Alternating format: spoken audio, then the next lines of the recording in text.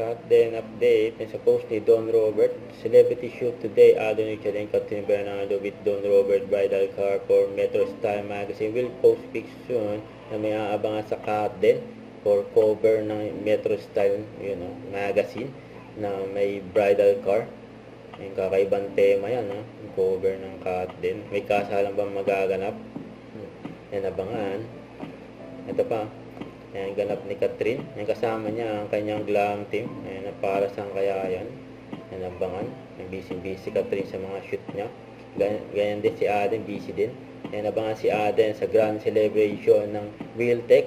Ayan, sa 29 September sa Glorieta, Ayala Malls, Makati City. Ayan, kulit pa nga dito ni Mikoy Morales. Ayan, si Stasio. Ayan, buhat-buhat niya yung standee ni Aden Richard kasama sa ni Force Cebuano Luwilier. Ito yung ganap ng pamilya Bernardo. Ayan, si Catherine lang wala dyan sa okasyon, saka si Daddy Teddy. Ayan pa nga sila Mami Min, Lexin at Fiona. And nag-shopping pa. And nag-shopping and grocery. Inlanders. Ayan si Mami Min, kasama si Fiona. Ano kaya pinamili ni Mami Min sa Landers na endorsement ni Catherine Bernardo, siyempre. Ayan,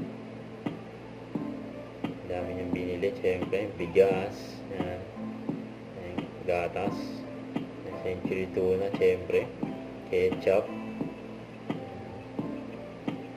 Huwag kalimutan mag-subscribe, click ang notification bell for more update. Ito po ang Richard Reaction Live. Bye guys, thank you for watching.